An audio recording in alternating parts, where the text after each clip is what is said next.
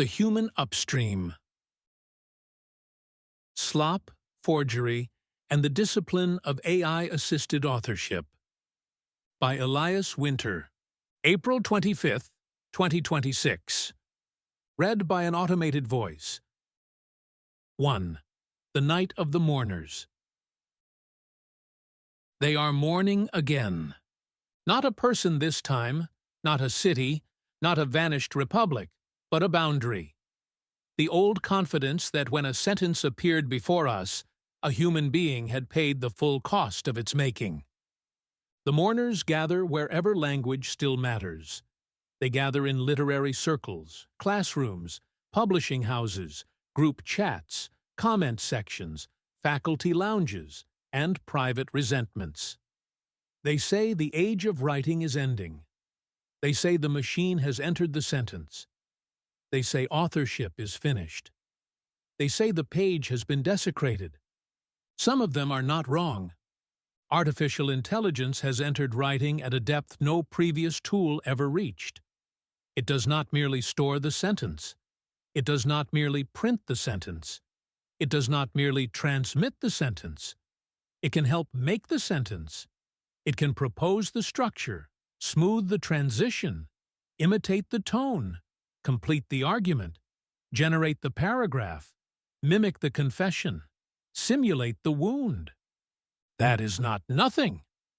So I do not write this as an AI optimist. I do not believe every invention is liberation. I do not believe efficiency is innocence. I do not believe the market becomes moral because it discovers a new machine. I do not believe the owners of capital will use this technology primarily to free the human spirit. They will use it, as they have used most machines, to lower labor costs, accelerate output, consolidate power, and call extraction innovation. AI threatens work. AI threatens credit. AI threatens apprenticeship. AI threatens the already fragile connection between effort and recognition. It gives corporations a new way to harvest value from language while paying less for the people who once carried that value. It gives institutions a new way to automate competence while avoiding responsibility. It gives employers the possibility of saying, with a straight face, that the worker has become expensive because the machine has become fluent. And worse, AI has flattened the question of credit. Credit was never simple. It was always a spectrum. No author writes alone in an absolute sense. A writer inherits language, form, teachers, books, wounds, editors, conversations, traditions, enemies, lovers, dead ancestors, living ghosts. A writer is never pure origin. But AI has made that old complexity newly vulnerable. It has given suspicious readers and resentful temperaments an easy weapon. You used AI, therefore nothing is yours. This is false, but it is a useful falsehood for those who already wanted to diminish others. AI has given resentment a passport. It has allowed people who never cared about the true architecture of authorship to pretend they are defenders of purity. It has allowed the lazy critic to collapse every distinction.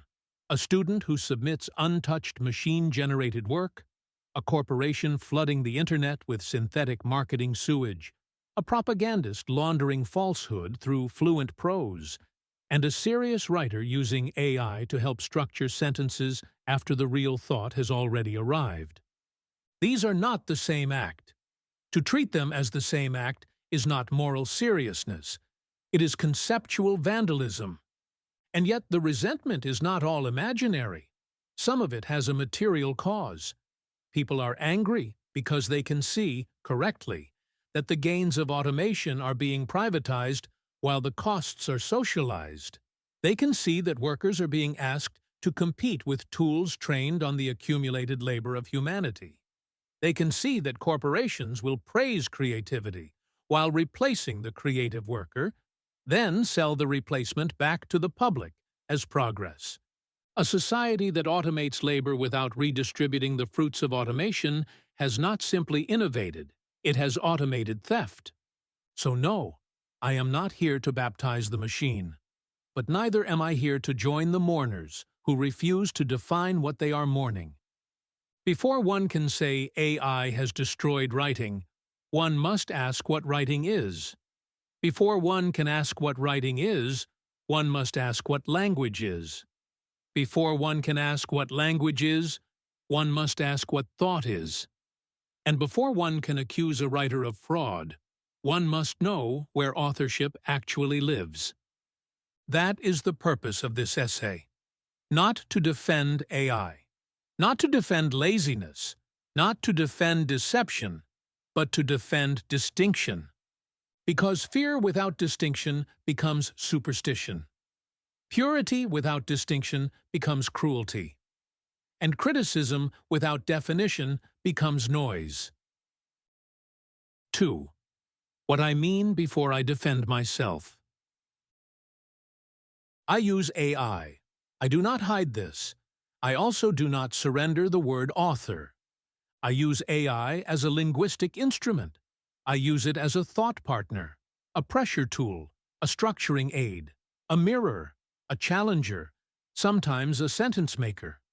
I ask it to help organize what is scattered. I ask it to test whether a thought has coherence.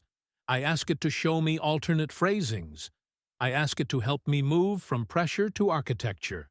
But I do not ask it what to love. I do not ask it what to serve. I do not ask it what wound matters, what question matters, what grief matters, what truth must be defended, what lie must be named, what silence must be broken. The machine may help make the sentence, but it must not become the source of what the sentence serves. That is the distinction. The author is not located only in the final arrangement of words. The author is located upstream, in the thought that demanded language, in the values that governed the thought, in the method that tested it, in the judgment that accepted or rejected the sentence, and in the accountability that remains after publication. Authorship is not purity of process. Authorship is accountable governance. AI-assisted writing remains authored only when the writer can answer for the work without hiding behind the tool. If AI writes a sentence I use, the sentence is not automatically false. If AI helps structure an argument, the argument is not automatically stolen. If AI clarifies a paragraph, the paragraph is not automatically empty. But if there is no human upstream, then the result is slop. If there is a human upstream, but that upstream is governed by deception, resentment, manipulation, propaganda, or indifference to truth, then the result is worse than slop. It is forgery. And if there is a human upstream governed by truth, care, discipline, judgment, and accountability, then AI assistance does not erase authorship. It changes the instrument through which authorship passes. This is not a minor distinction. It is the whole matter. The crude anti-AI position says, if AI touched it, it is not yours. But no writer has ever written from untouched materials. Language itself is inherited. Grammar is inherited. Metaphor is inherited. The essay is inherited. The page is inherited. The alphabet is inherited. The reader is inherited. Even one's rebellion is often inherited from those who rebelled before. Originality cannot mean untouched origin. Originality means that something real in the writer entered the shared world of language under the pressure of a distinct perception, a distinct conscience, a distinct arrangement of meaning. The sentence is never pure. The question is whether it is faithful. I am not against innovation. I am against the worship of innovation. I am against the lie that technical capacity dissolves moral responsibility. I am against the corporate theology that calls every displacement progress and every objection nostalgia. I am against the spiritual stupidity that treats fluency as wisdom. I am against the resentment that treats every assisted act as theft. AI-assisted writing is ethical only when the machine remains downstream of human thought, human judgment, and human accountability. That is my position. Now we must define the terms. 3. Thought, language, and writing. Thought is not identical to language. Something moves before the sentence arrives. A pressure, a perception, a fear, a pattern, a question, a recognition, a felt contradiction, a grief that has not yet found its grammar, a moral discomfort that does not yet know its name. Thought is the inner modeling of reality before it becomes communicable. It is the mind's attempt to hold the world in some form, to simulate, distinguish, anticipate, compare, remember, judge, and prepare. But thought is not always verbal. Much of what we call thinking happens before words. It happens as image, sensation, orientation, dread, attraction, disgust, memory, rhythm, bodily knowledge, spiritual pressure. A person can know that something is wrong before he can say what is wrong. A person can perceive a pattern before he can name the pattern. A person can feel the falseness of a room before he can explain its architecture. This is why thought is often richer than language at the moment of its arrival. A thought can appear whole, dense, compressed. It can arrive as a flash that later requires pages to unfold. The writer then spends hours, days, years trying to make language catch up to what was first known in silence. But this richness is also dangerous. Not every feeling of depth is thought. Some intuitions are real.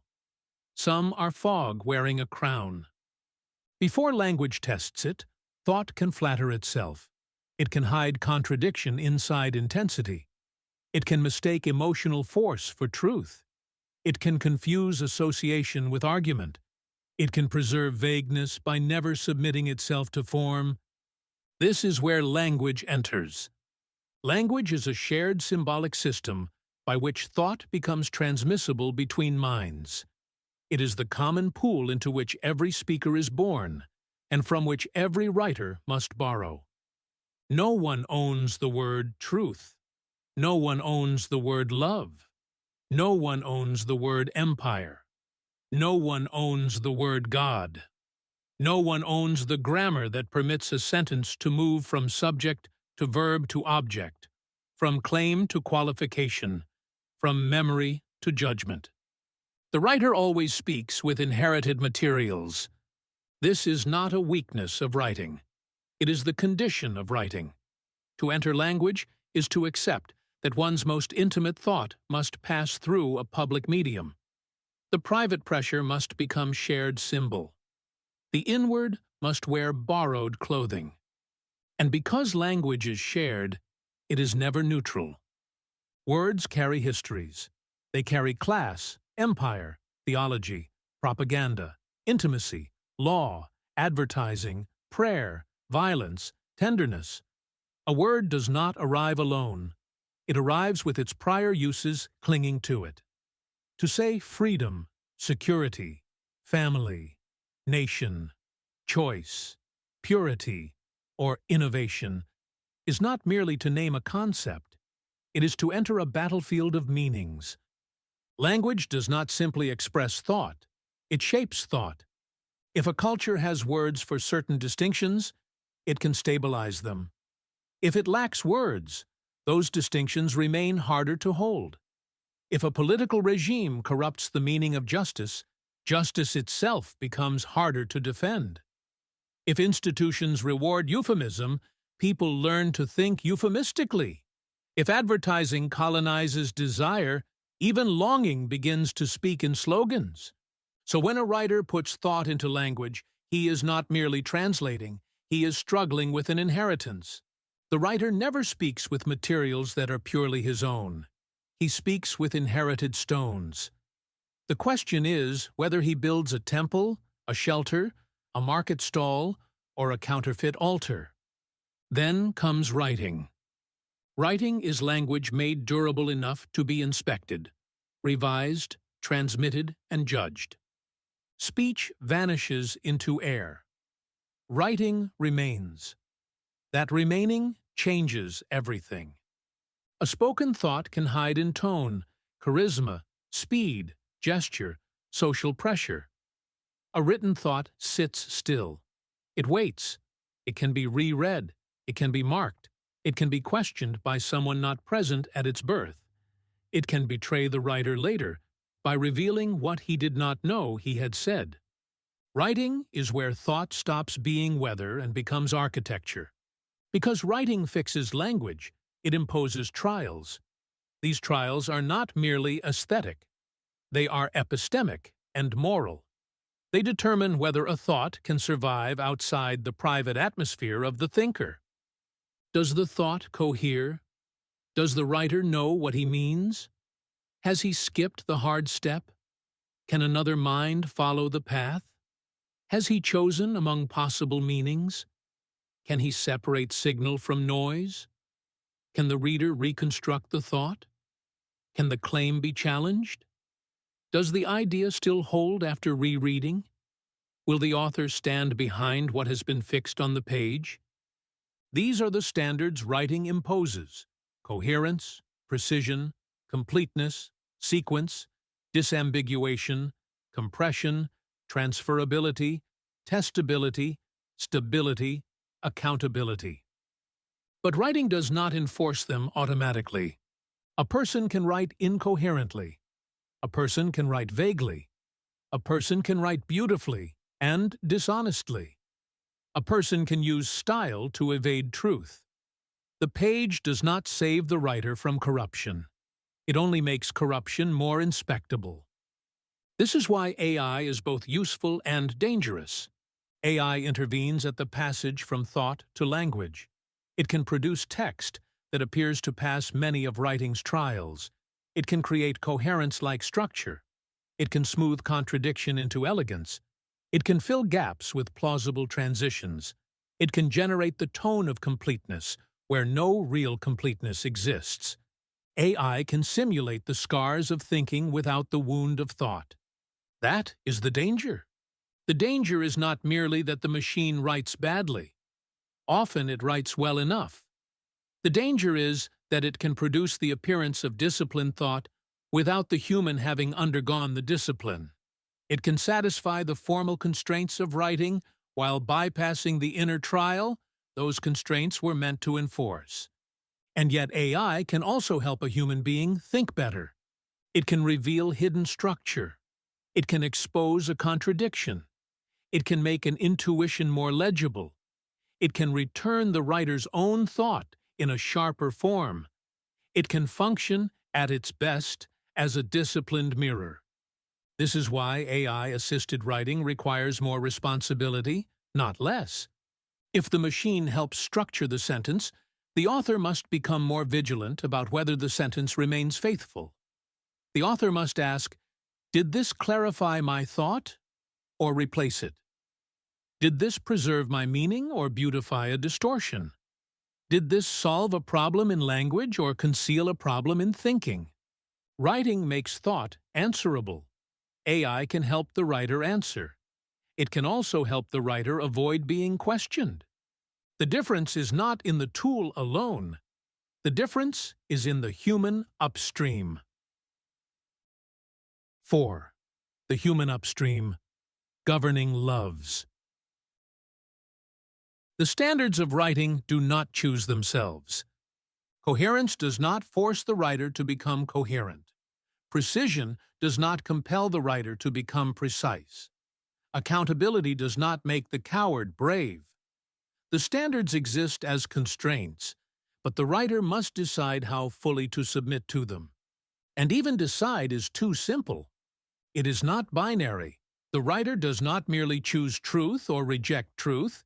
He chooses by degrees. He compromises by degrees. He serves by degrees. He lies by degrees. He becomes faithful or unfaithful not only in grand betrayals, but in small permissions. This exaggeration, this omission, this convenient ambiguity, this rhetorical flourish that makes the argument stronger than the evidence permits. Faithfulness is not a switch, it is a gradient. Behind writing, then, there are not only standards, there are governing loves. By governing loves, I mean the deep loyalties that decide what a writer will protect when truth, comfort, status, beauty, care, and power come into conflict.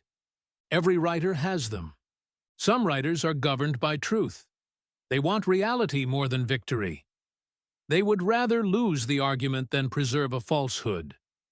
They revise not merely to sound better, but to become less wrong.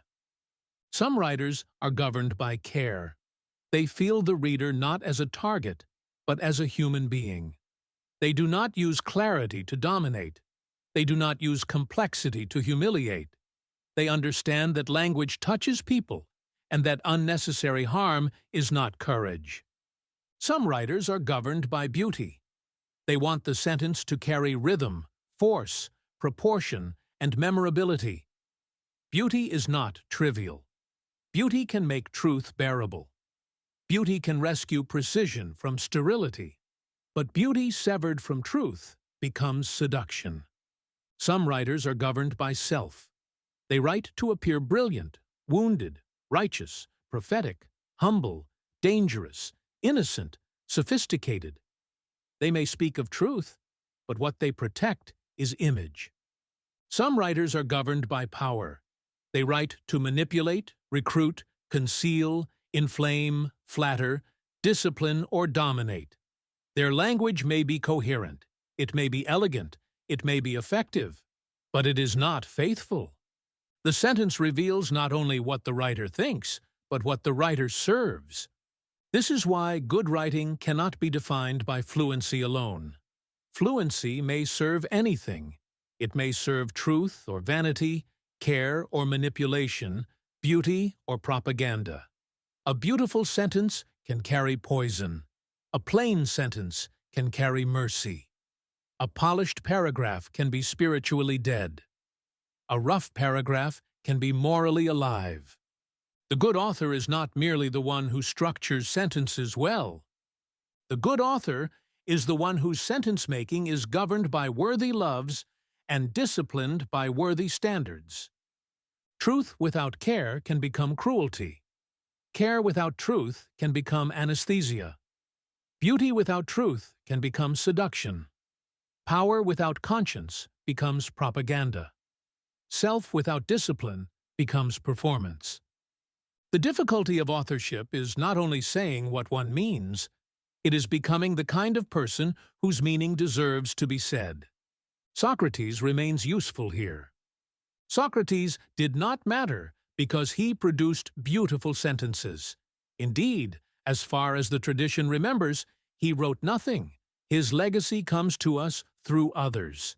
And yet he remains one of the great figures in the history of thought, because his importance was never reducible to literary production. He mattered because of his orientation. He was governed by truth, or at least by the refusal of false knowledge. He could not let a claim stand merely because it was socially useful, rhetorically impressive, politically convenient, or emotionally comforting. He pursued the fracture point in speech, the place where confidence exceeded understanding. His method was questioning. Not questioning as decoration, not questioning as performance, not questioning as the cheap skepticism of a man who wants to appear superior. Socratic questioning was a discipline. It asked, "What do you mean? How do you know? Does this claim cohere with that one? What follows if your definition is true? Are you saying what you think you are saying? Can your belief survive contact with itself?" Truth was not an opinion Socrates held. It was the pressure by which he interrogated every opinion, including his own. This matters because AI can imitate the form of Socratic questioning. It can generate questions. It can ask for definitions. It can point out contradictions.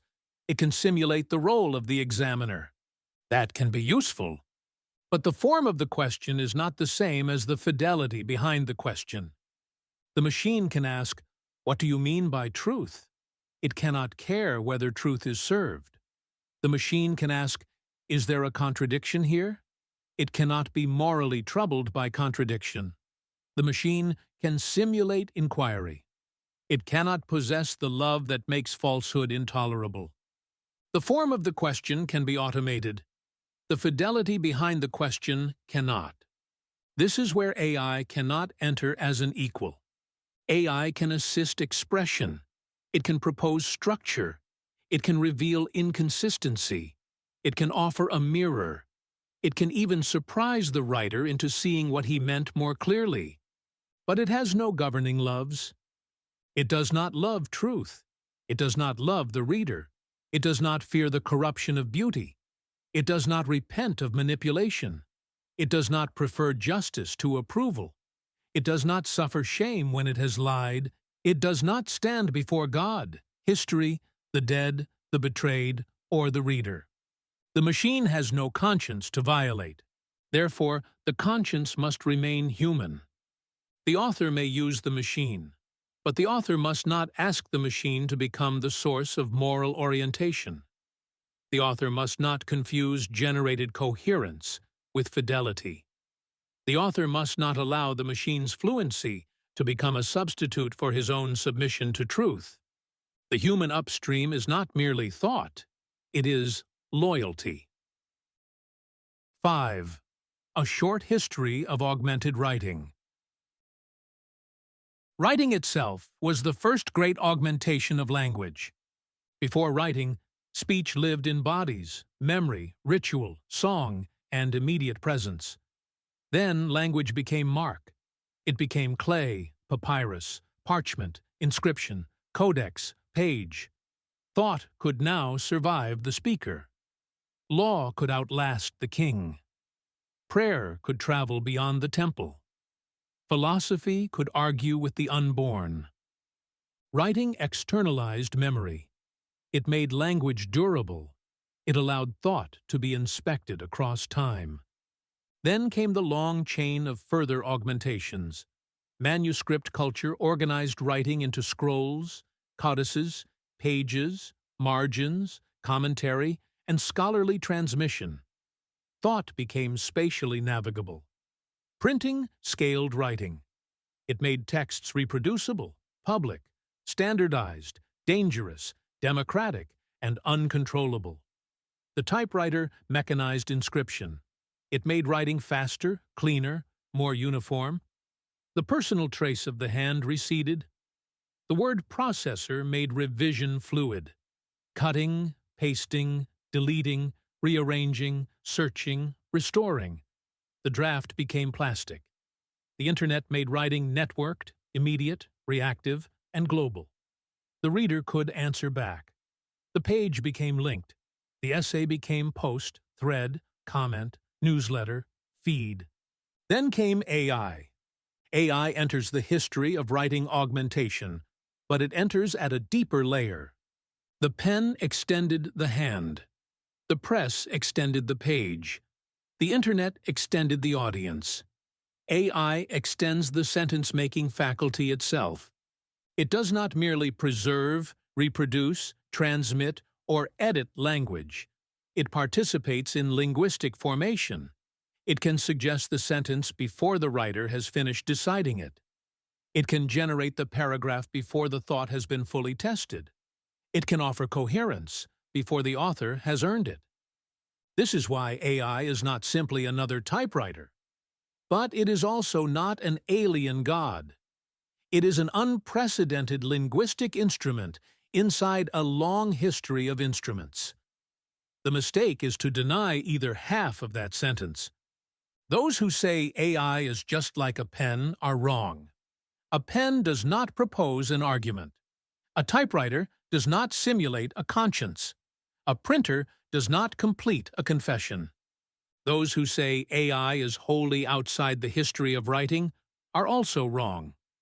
Writing has always been technological. Authorship has always involved tools. The page has never been pure.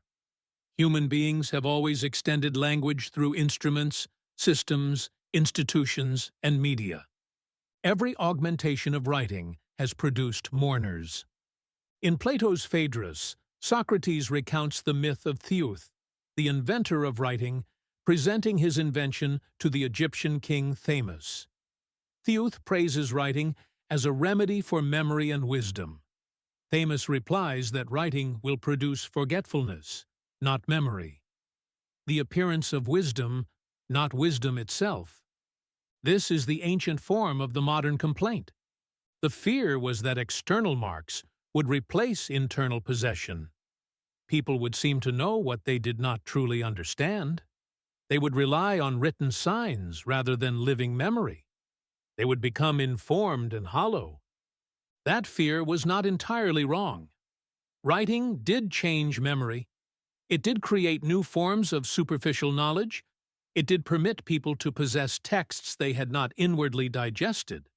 But writing also made philosophy, law, scripture, science, and historical consciousness possible at a scale oral culture could not sustain.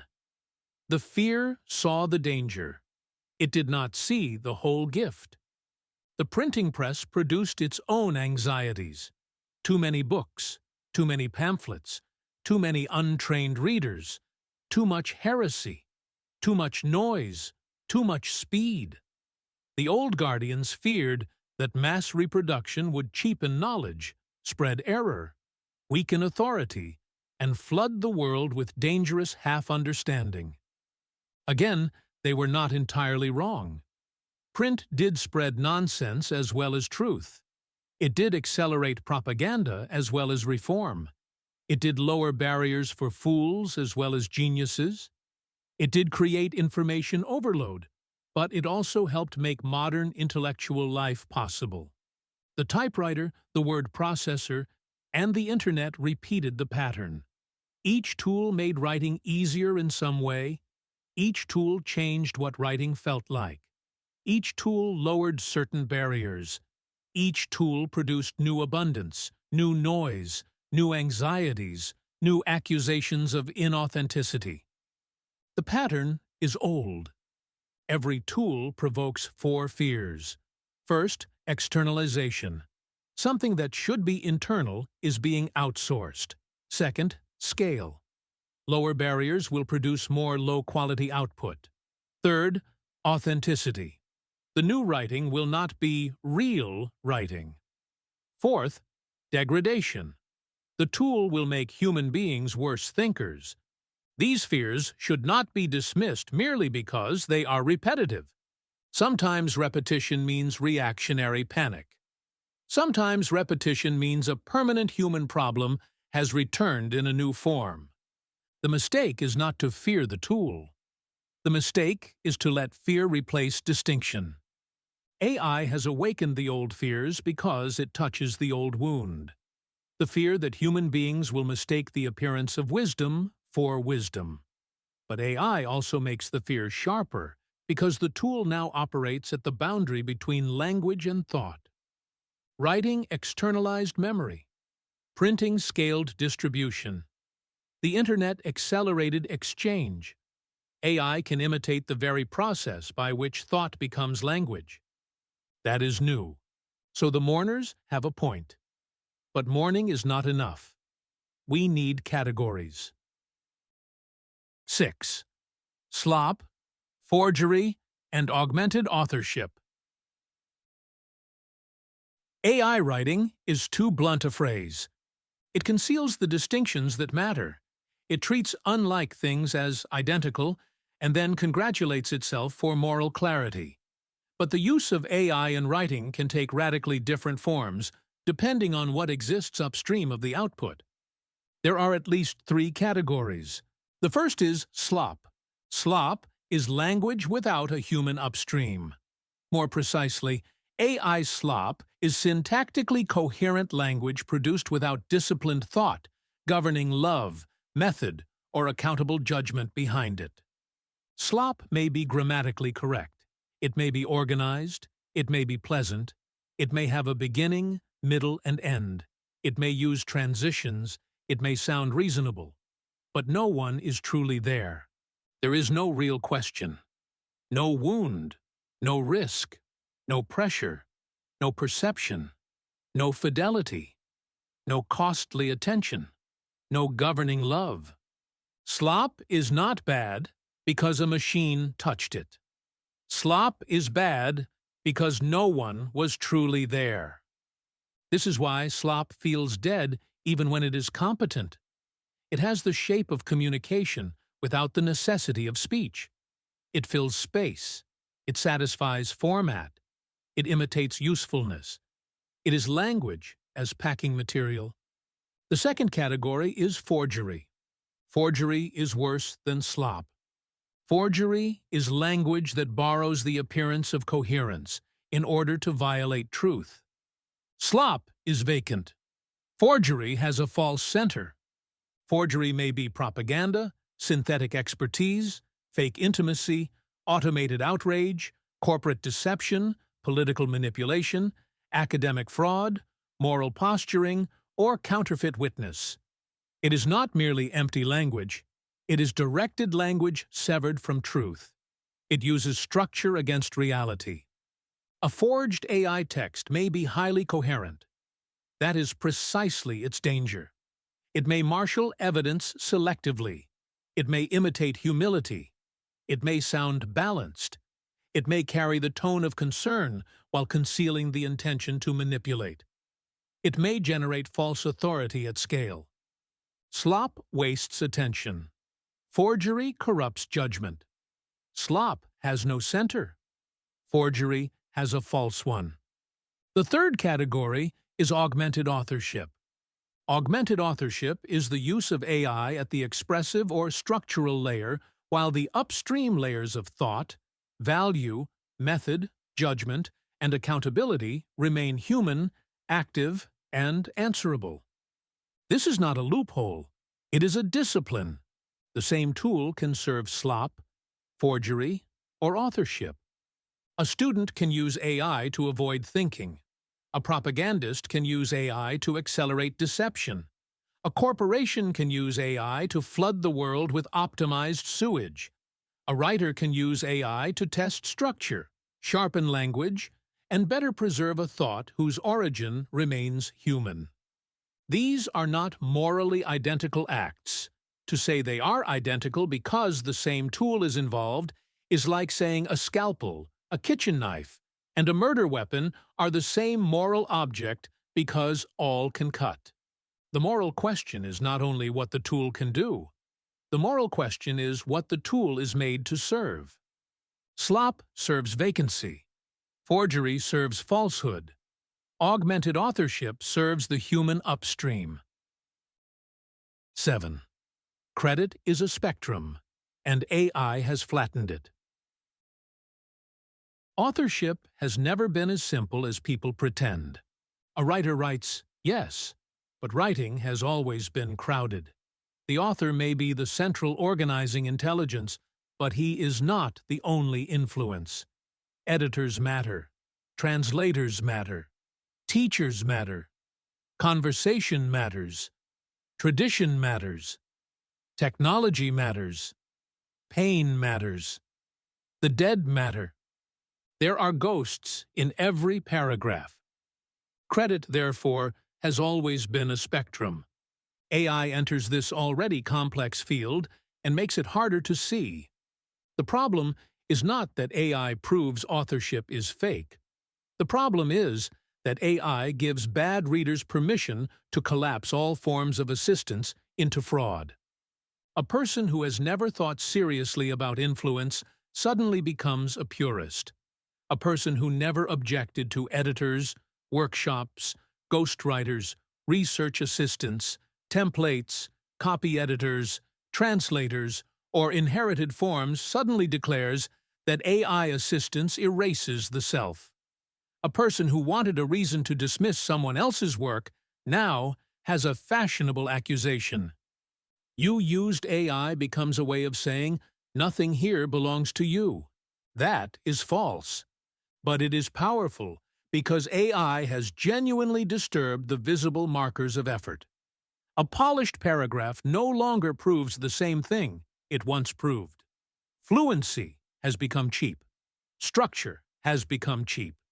Competence has become more easily simulated. This is a real loss. AI has damaged not authorship itself, but the public recognizability of authorship. It has made it harder for honest labor to distinguish itself from synthetic ease. It has made disclosure risky and concealment attractive. It has created incentives for dishonesty by punishing nuance. And behind this cultural confusion lies an economic one. The anger surrounding AI is not only about metaphysics, it is about labor. People know, even if they cannot always articulate it cleanly, that powerful institutions will use AI to extract more value from fewer people. They know writers, designers, analysts, coders, teachers, support workers, translators, editors, and many others are being told to collaborate with the instrument that may be used to devalue them. They know the productivity gains will not automatically return to the public. This is where the resentment becomes legitimate. If AI increases productive capacity, the gains cannot morally belong only to shareholders. If society automates labor, then society must redistribute the fruits of automation. Taxation, public goods, shorter work weeks, universal basic income, social insurance, and new forms of economic dignity must enter the conversation. Otherwise, AI will not be remembered as liberation. It will be remembered as extraction with a better interface. But corporate abuse does not settle the metaphysics of authorship. The fact that power abuses a tool does not mean every honest use of the tool is an abuse. The fact that employers may use AI to replace workers does not mean a writer using AI to clarify his own paragraph has committed theft. The fact that slop exists does not mean augmented authorship is impossible. The fact that forgery exists does not mean every assisted sentence is counterfeit. Credit is a spectrum. AI has flattened that spectrum in public perception. The task now is to restore distinction. 8. The test of augmented authorship. A philosophy of AI writing is useless if it cannot become a practice. So here is the test. AI-assisted writing remains authored only when the writer can answer for the work without hiding behind the tool. The author must be able to explain the argument without the machine. If the tool vanished, could he still say what the piece means? Could he reconstruct the thesis? Could he explain why the sections belong in that order? Could he defend the movement of the thought? The author must be able to identify what AI changed. Did it restructure sentences? Did it suggest transitions? Did it add examples? Did it sharpen claims? Did it introduce concepts? Did it alter tone? Did it make the work more honest or merely smoother? The author must be able to defend every claim. No sentence becomes exempt from responsibility because a machine helped produce it. If the claim is false, exaggerated, unsupported, or misleading, the fault belongs to the person who published it. The author must be able to reject fluent language that distorts the originating thought. This is one of the hardest tests. AI often produces sentences that sound better than the truth. It rounds edges. It domesticates anger. It inserts false balance. It converts moral pressure into acceptable prose. It beautifies evasion. The writer must be willing to say no to the beautiful betrayal. The author must disclose material assistance when the context requires it. Not every tool use requires confession, but some contexts do. Academic work, journalism, collaborative writing, professional claims of originality, institutional submissions, situations where the reader's trust depends on knowing how the work was produced. Disclosure is not self-humiliation. It is part of restoring the spectrum of credit. The author must remain accountable for the final work. This is the highest test. The author cannot say, AI wrote that, after publication, as if the sentence were an orphan. If he publishes it, he owns it. If he shares it, he answers for it. If it harms, misleads, distorts, plagiarizes, fabricates, or seduces falsely, the machine is not the moral agent. The author is. This is the discipline of augmented authorship. It is not purity of process, it is accountable governance. Here is what I do not outsource. I do not outsource the wound. I do not outsource the question. I do not outsource the moral stance. I do not outsource the governing loves. I do not outsource the decision that something must be said. I do not outsource the final judgment. I do not outsource accountability. I may ask AI to help structure language. I may ask it to help organize an argument. I may ask it to test whether a chapter follows from the one before it. I may ask it to identify contradiction. I may ask it to compress a scattered thought into a cleaner architecture. I may ask it to offer alternate phrasings when the sentence is close but not yet faithful. But I do not ask the machine what I mean, and I do not accept its answer merely because it is fluent. Often the machine's sentence is too smooth. Often it removes the wound.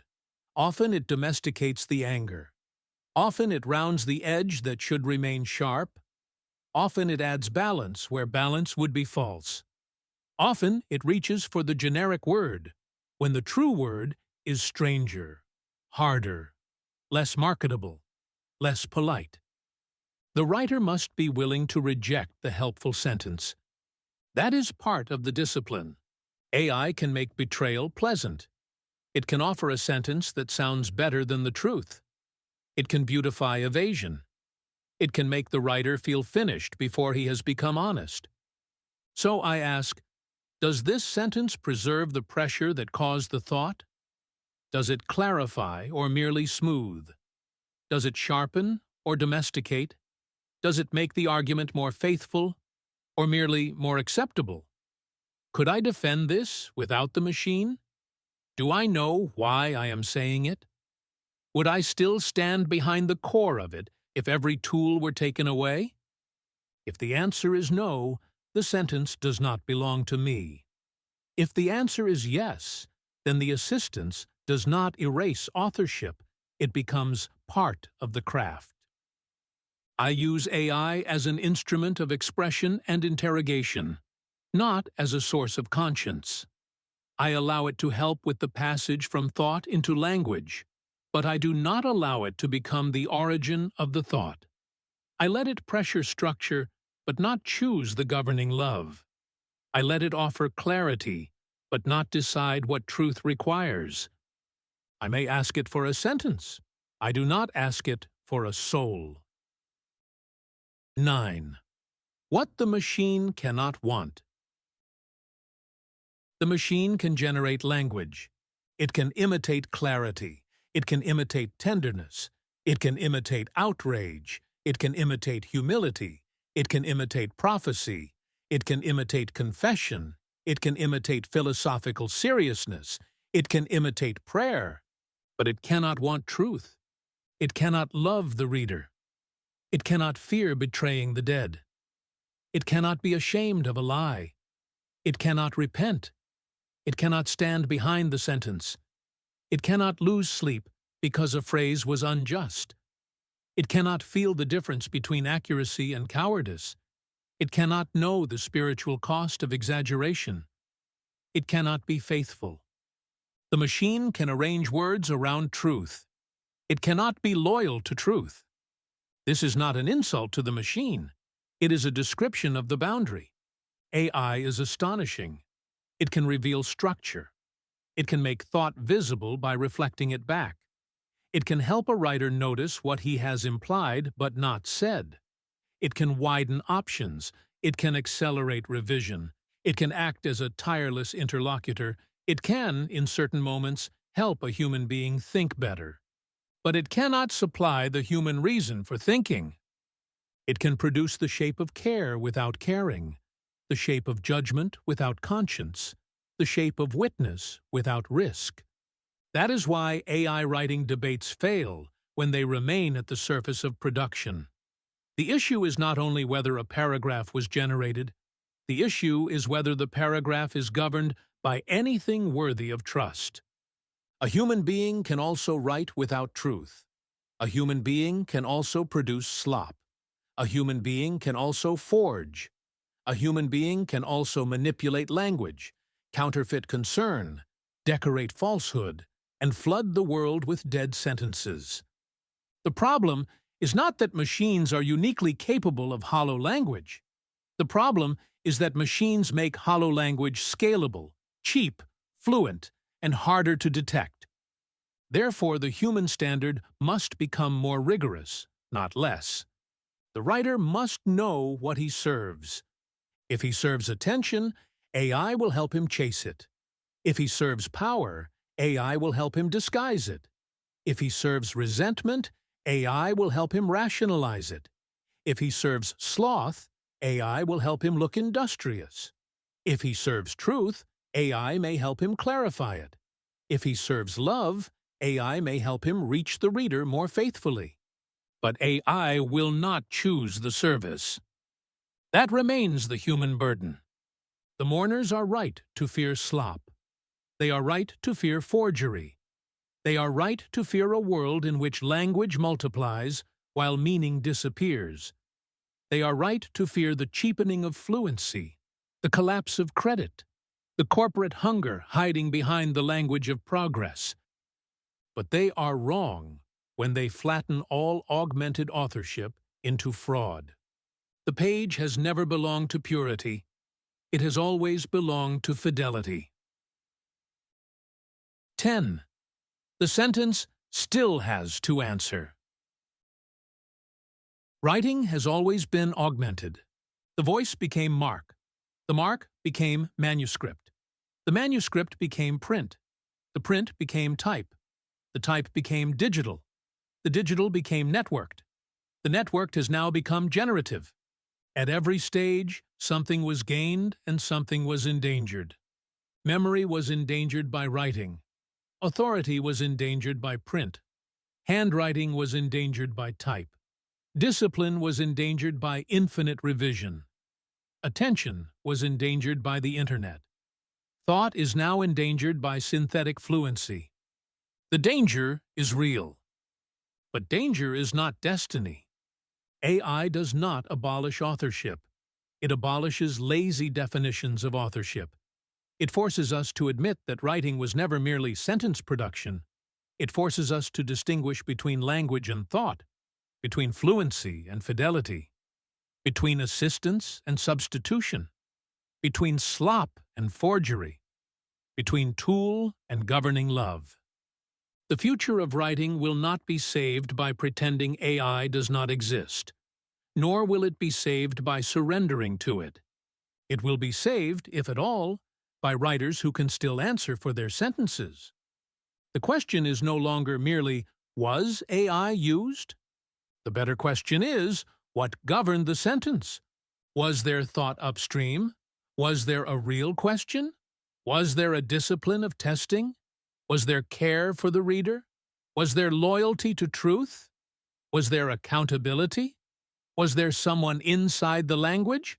I am not afraid of assisted writing. I am afraid of unwitnessed writing. Language with no one inside it, no truth behind it, no love beneath it, no cost paid for its arrival. The machine may help make the sentence, but the sentence still asks the old question: who is speaking? What do they serve? And will they answer for it?